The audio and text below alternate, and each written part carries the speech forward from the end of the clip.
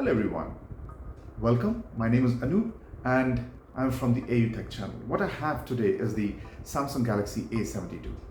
Well, this of course is the new smartphone that Samsung had launched alongside the A52. So where does this A series stand in when you look at the overall Samsung smartphones, right?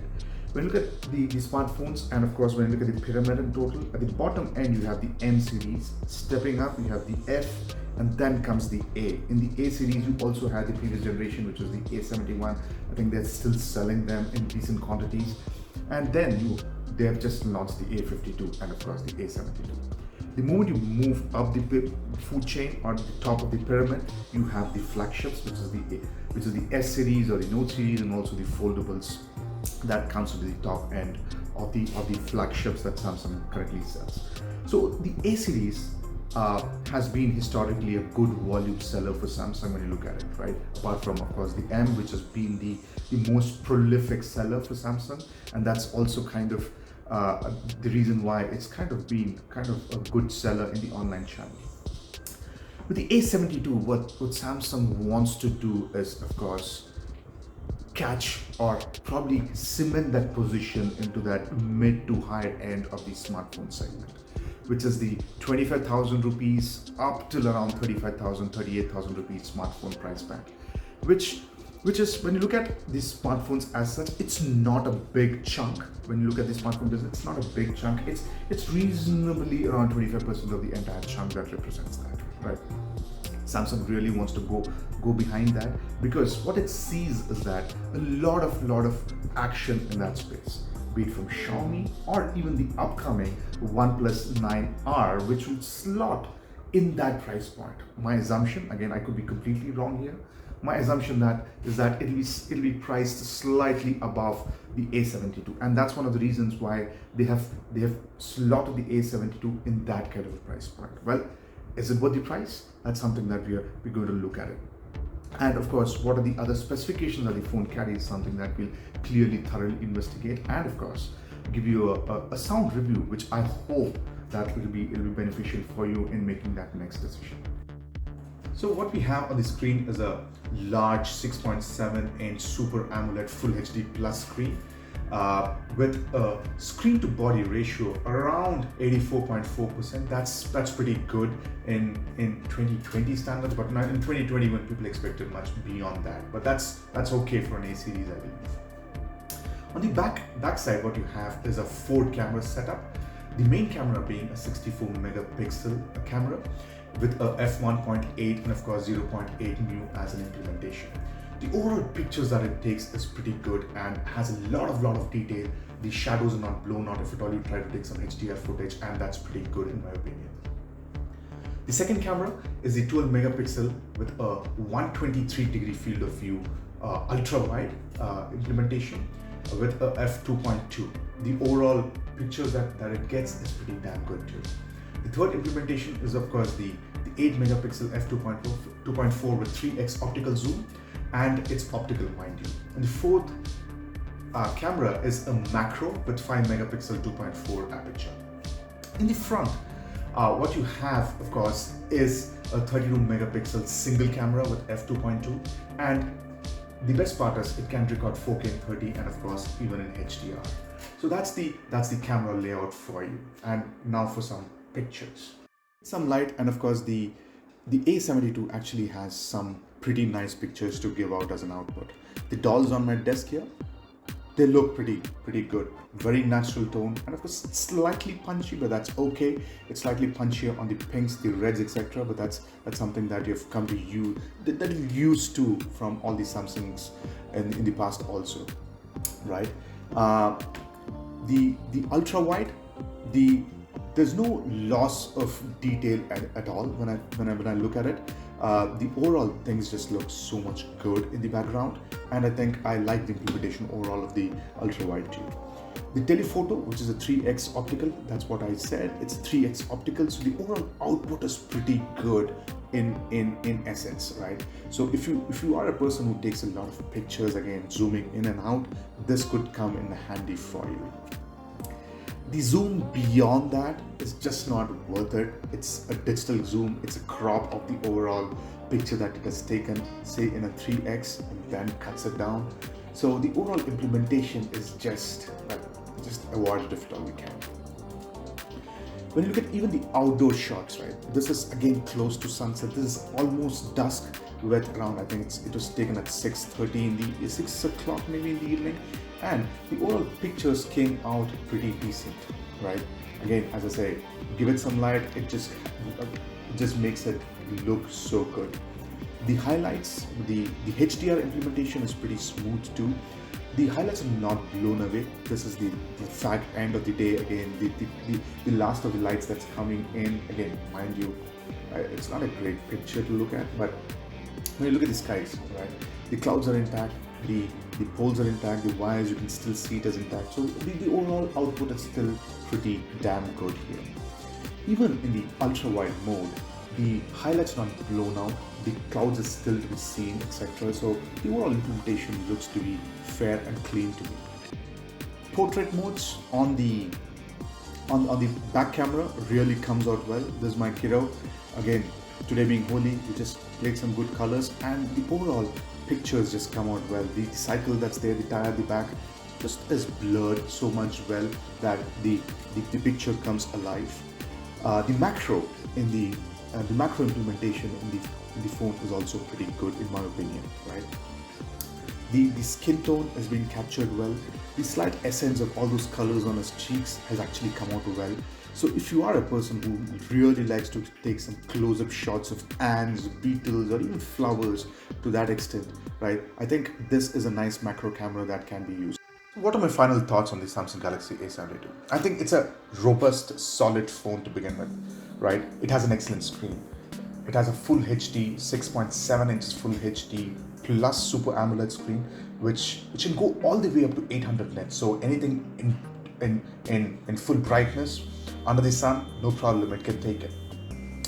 The one more thing that's good about the screen is that it has a 90 Hz refresh rate, which means that all the things that you see on the screen is smooth. Well, it's not 120 Hz implementation like what you see on the Galaxy F, Samsung Galaxy S20 FE or the newer iterations of OnePlus, etc. But the C screen is still it's still very good, right? The second best thing about the phone is, of course, the large 5000 milliamp hour battery that the phone packs, right? In my usage, I got close to a day and a half of full usage. I just couldn't kill it in a day. So it's a solid battery pack with 5000 milliamp hour. So I think that's a good positive there. The third thing that I see is the added 25 watt fast charger. Yes, it's not crazy fast like the 120 watts or a 65 watt that you see on a OnePlus, but it's still very good to begin with. And it's in fact, if you ask me, it's better implementation than the S21 Ultras, etc., which of course can go higher, but it does not even come with a charger built in the box. So to me, that's a bummer, but this is very positive in that way, right?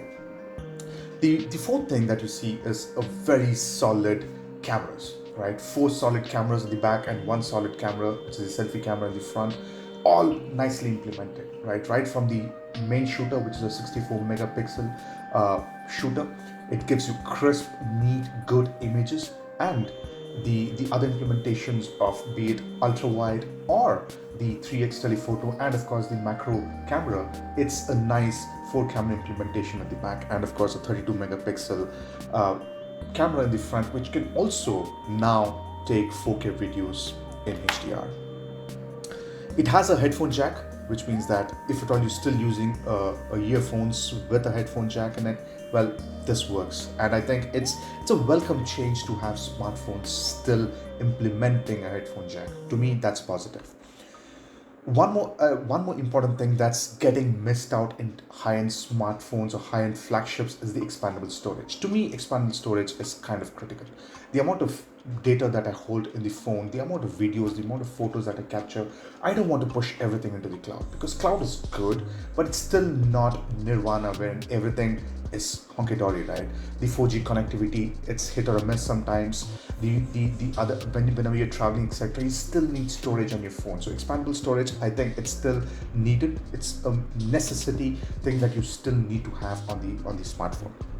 I think the last and the most important thing that I have not discussed today is the IP67 dust and water resistance. Well, we take it for granted about the dust and water resistance in today's era, but dial back 3 years, it was not a common norm. And dial back 3 years, in fact, when you look at the smartphones, it was only available in the flagships. But those flagship features, like say for example, expandable storage, IP67, added fast charger, a bigger battery, a good screen, etc., it's trickling down into mid to higher end smartphones also. So to me, it's a very robust A plus there. So let's talk about the misses. To me, there are a couple of misses that comes through. One, of course, is a missed 5G opportunity. They could have given a chipset which is at least a 5G compliant, with India testing or India getting into the testing phases of 5G, etc. In a year or probably in 2 years, 5G could be a reality in India. So an individual who's paying close to 35,000 rupees in India should expect a 5G in its smartphone. To me, that's a missed opportunity. If you ask me today, will you miss it? In today's situation, I definitely would not, because there's 0 centers in India that actually offer 5G. And of course, by the time it rolls out, it's a distant 2 years, but I still feel that 5G should have been included in this price point. The second, the biggest miss, of course, not having 5G, and is the second biggest point to me, is that it still has a last year's mid-tier processor. They could have easily put in a last year's flagship into this and charge the money that they're charging. But I think the mid-tier processor, which is a 720, is good enough. But the moment you look at competition and the pricing that the other competition will be offered at, to me, this processor will not make the cut. Well, if you look at in utmost honesty and also in a silo, you would not face any hiccups, right? With updates coming in, with periodic security patches being rolled out, etc. And that's what Samsung has claimed. You would not have any hiccups or hindrances coming in at least for 2 years or even 3 years to be precise. So, but a processor upgrade would have been better, at least when you look at the price point that the phone is currently retailing at. The third biggest opportunity that Samsung has kind of given away is wireless charging. Wireless charging today is catching up in most smartphones, and of course, it's become a novelty feature amongst individuals who really are looking at a flagship and offering all those good flagship qualities, like say for example, an IP67, be it in terms of a very good screen, etc. A wireless charging would not have harmed Samsung in charging what Samsung is today charging, right? I think fourth biggest opportunity that Samsung kind of missed out is kind of looking at the price, right? To me, the price that Samsung is charging is at least on a premium, at least 20% premium than what they should have been charging the phone at. Well, those were my thoughts. What do you feel? Let me know. So I have given my verdict. It's a good, solid 4 out of 5, if you ask me, in my opinion. It has a lot of things going for it, right? It has a very good screen to begin with. It has an excellent battery that will outlast probably a day of hard use. The cameras are great, if you ask me. A couple of things that the phone genuinely misses out is, well, the performance today is snappy, but having a better processor would have genuinely made a cut. And the most important thing is the price. I think price today, if you ask me, it's slightly expensive to boot. Slightly aggressive pricing would have helped, and probably would have been a better value for money proposition, and my recommendation would have been a 5 instead of a 4 if the pricing was slightly better off, or probably close to that 30,000 price range instead of that 35,000 plus price range. So that's the only chink in the armor that I see with the phone. Rest of the things, it's still A plus. If you like this video, please click like, share, and subscribe.